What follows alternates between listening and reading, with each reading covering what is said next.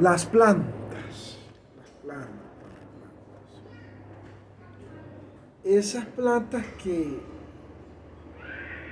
fueron la fuente de alimentación de las primeras civilizaciones.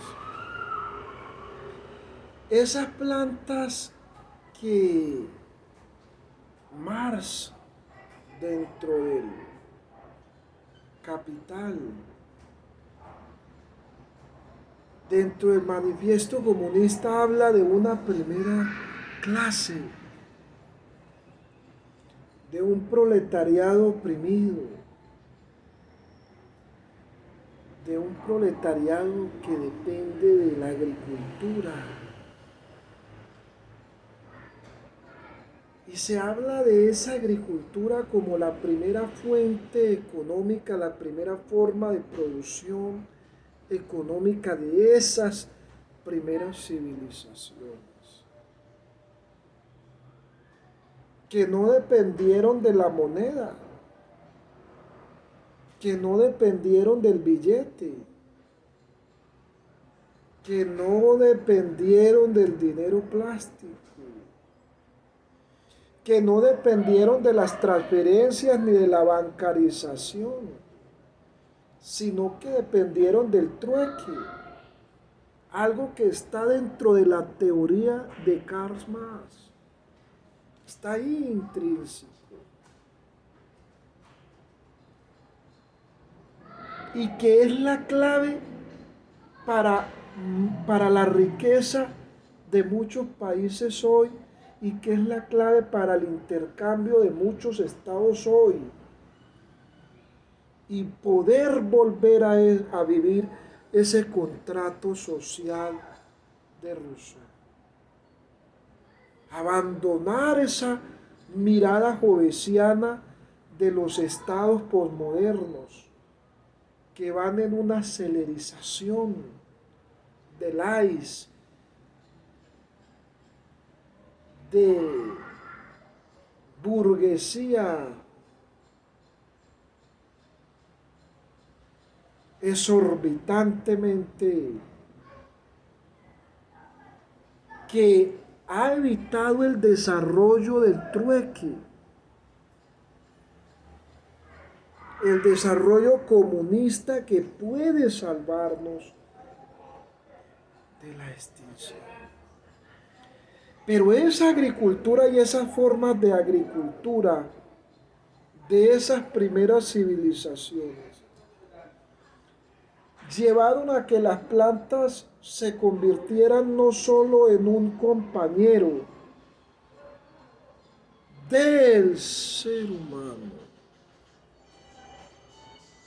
sino que se convirtieran en esa posibilidad de desarrollo económico, en ese medio económico,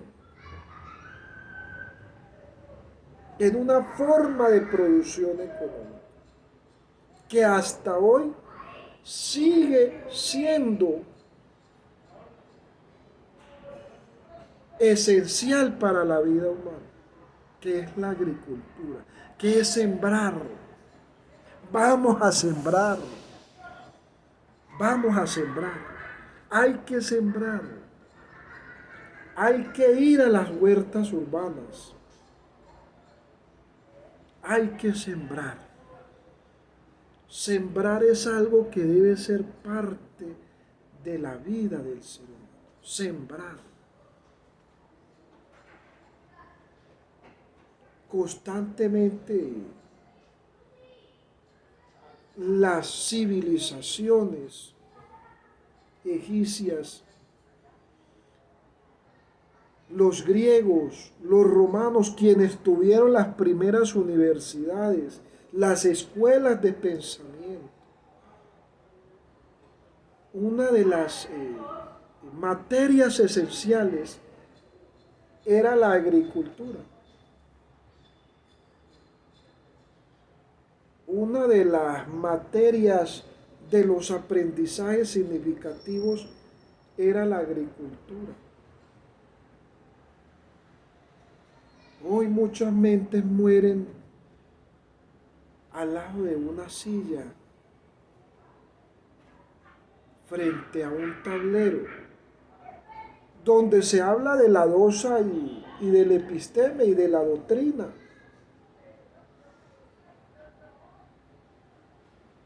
La doctrina es importante porque hace parte intrínseca de nuestra vida. A algunos no les gusta la doctrina, ni comprenden el adoctrinar, ni saben la ideología de la doctrina.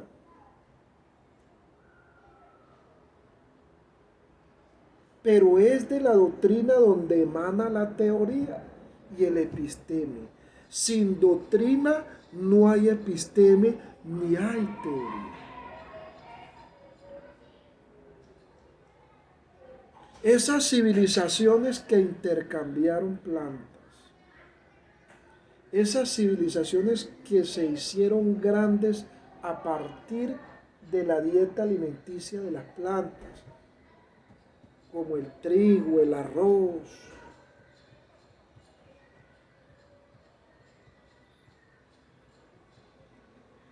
aún desde los grandes barcos,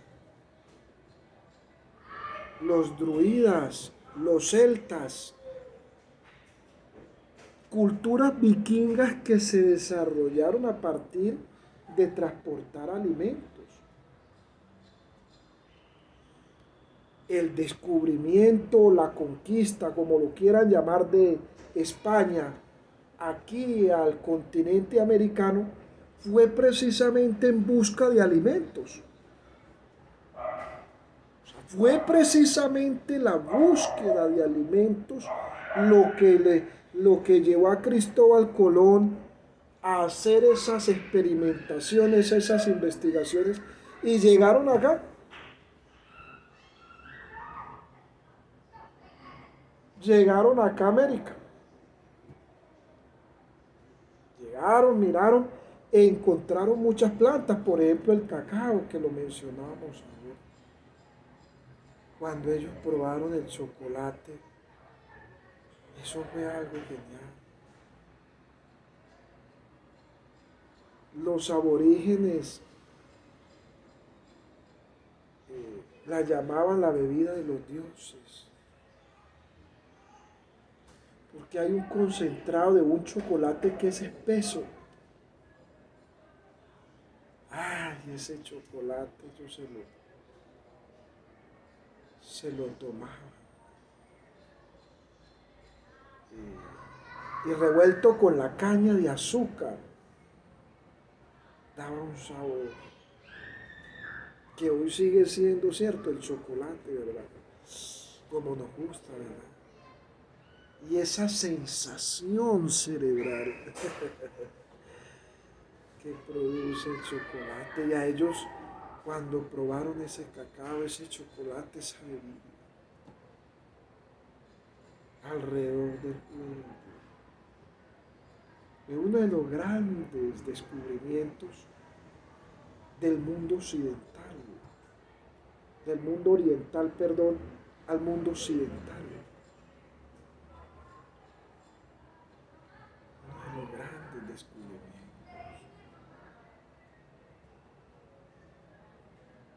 Y ese intercambio, esa civilización antigua, que luego entró con los emperadores romanos. Augusto, por ejemplo, los grandes césares, los grandes emperadores que existieron en el Imperio Romano, Claudio, Calígula, Nerón, Julio César, muchos otros emperadores que existieron, todos desarrollaron un interés por cultivar las plantas. Ahora, los romanos y los griegos pasaron de lo que fue la economía de la agricultura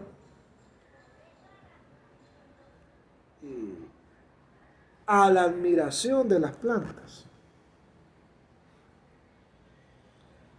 a la observación de los tallos, a la observación de las hojas, a la observación de las flores, de las rosas que producían esas plantas, a la observación de las semillas. Para ellos eso era algo sorprendente.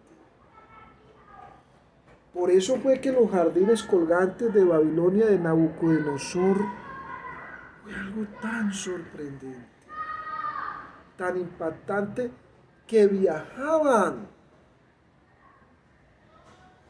de muchos países, como lo hizo la reina de Saba que visitó a Salomón.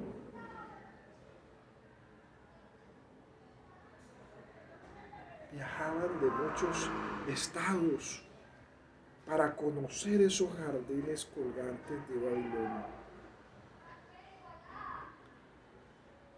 Y los miraban y quedaban deslumbrados. Pero esa observación, porque el ser humano siempre ha sido curioso, no matemos la curiosidad. Cuando se mata la curiosidad se acaba la ciencia. Al niño hay que darle curiosidad, hay que dejar que curiosee, que experimente, que innove, que invente. Un niño atado y sentado en una silla solamente escribiendo no es posible.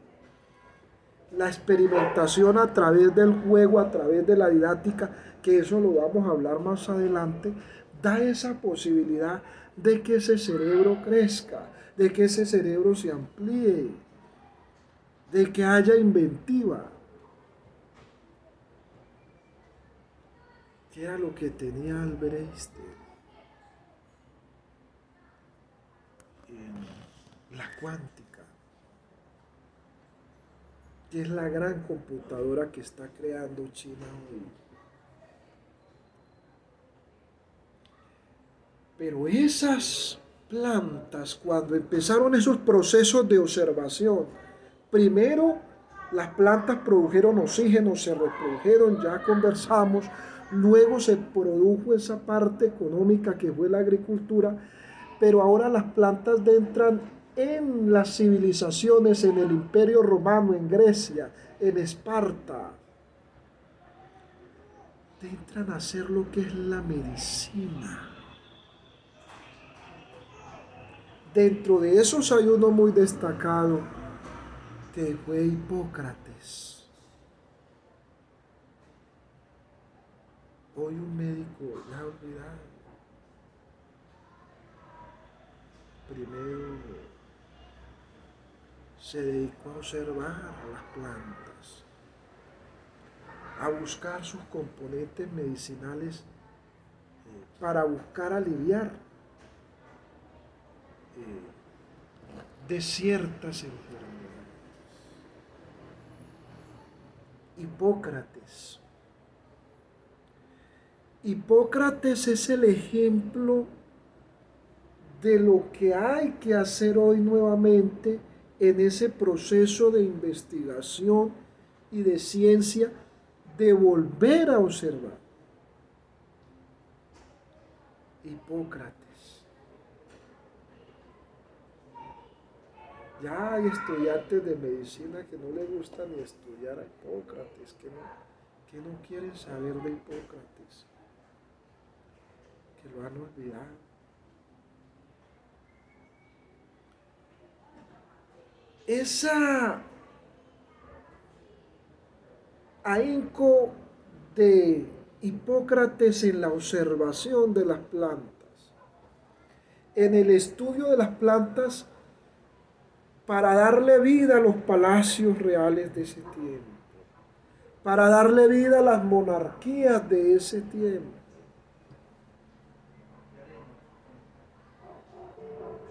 pero no solo para ornamentar, sino para darle vida a eso en ese tiempo, sino ya las plantas para ese proceso medicinal, para hacer medicina al cuerpo.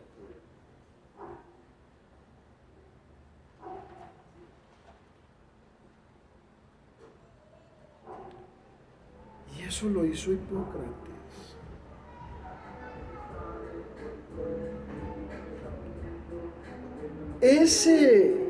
Esas plantas medicinales que empezó el ser humano a ver y que empezaron a darle solución a muchas enfermedades, recordemos que la edad antigua estuvo plasmada por pestes. La peste ateniense, por ejemplo, estuvo plasmada por grandes guerras. Toda la historia antigua está narrada sobre combates, sobre guerras, donde la amputación de los miembros, los golpes, las tragedias y los remedios, la medicina a través de plantas naturales fue indispensable.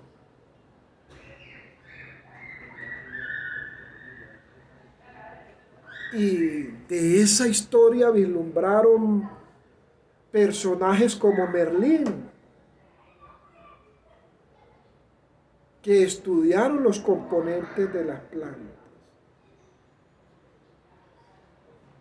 Ahora, cuando llegamos a la Edad Media, cuando entramos a la Edad Media,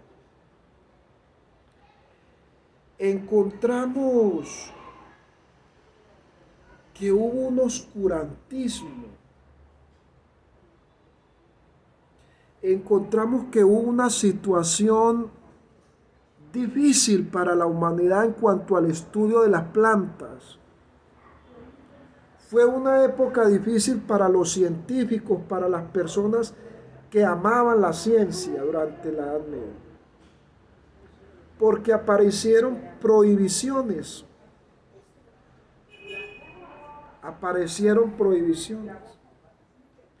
Muchas personas no podían estudiar los componentes de las plantas, ni podían estudiar las plantas.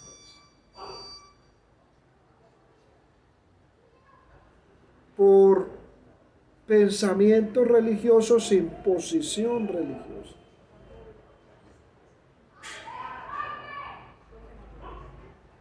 De ahí nació la historia parte de Drácula y la novia de Drácula.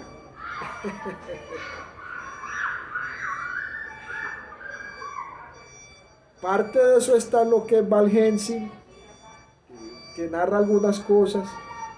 Van Helsing y Castlevania en Netflix, donde ustedes ven que hay una especie de interacción entre Drácula y una mujer que le gustaba investigar las plantas, le gustaba investigar la naturaleza, pero eso era prohibido en la Edad Media. ¿Por qué?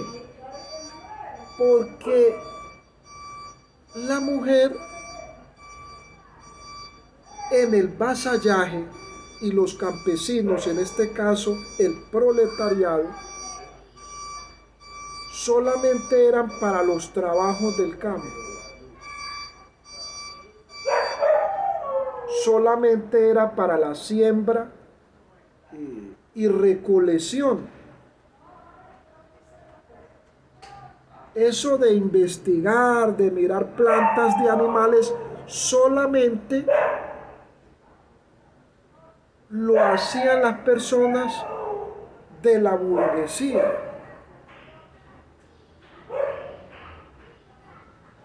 Algunas personas que estudiaban lo que era la medicina.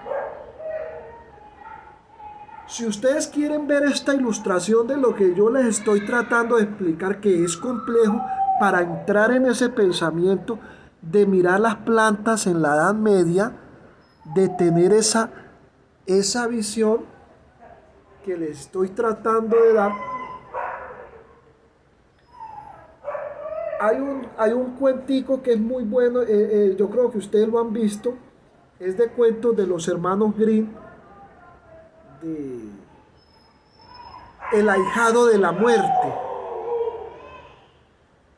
El ahijado de la muerte, que es de un médico, de un muchacho que era muy pobre, es decir, que era del proletariado, que era de vasallo, que era un campesino, y el papá muere y la muerte lo apadrina. Sí, la muerte dice que era el ahijado de él, y entonces él se hace médico. La ilustración de ese médico es lo que ustedes pueden ver en lo que es la historia del médico de la Edad Media. Ustedes ahí pueden ver algo, en ese cuento que es tan sencillo, pueden ver una ilustración. Ahora, la medicina en la Edad Media tuvo un oscurantismo porque no hubo posibilidad de hacer investigación en lo relacionado a las plantas. No hubo esa posibilidad.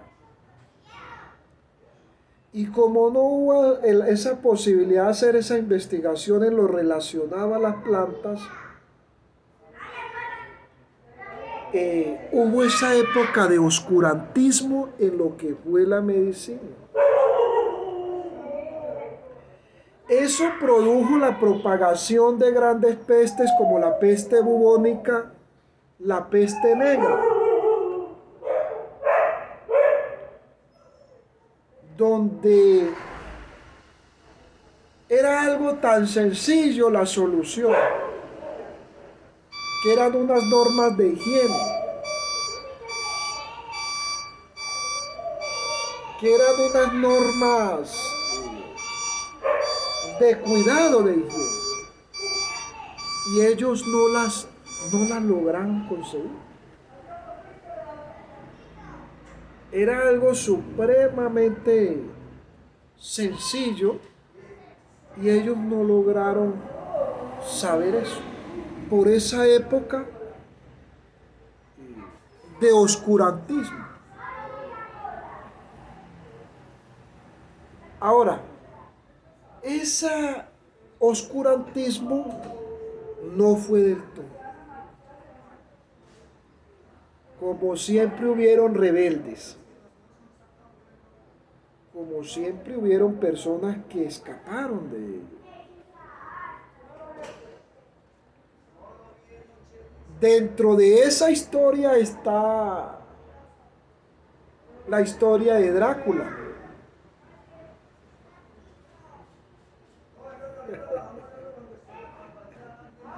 Hay muchas narraciones y se ha hecho muchos largometrajes de Drácula, pero eso tiene pues su mitología, su mito. De ese personaje que tenía conocimientos en la medicina de las plantas, que sabía hacer medicina y que tenía muchos conocimientos. ¿Y qué pasaba? Algunas personas escapaban del esclavismo, iban. Algunos se negaban a ser vasallos. pero tampoco querían ser de la burguesía. Lo que fue Diógenes Laercio. Diógenes Laercio tuvo todas las posibilidades de estar en la alta burguesía, pero fue un filósofo que siempre estuvo en medio del pueblo, en medio de la gente. Nunca fue perteneciente a la burguesía, aunque Diógenes Laercio interactuó con la burguesía. ¿Cierto? Interactuar con la burguesía no quiere decir, ¿cierto? Diógenes Laercio convivió, llevó una vida normal como filósofo, a pesar de tener muchos conocimientos.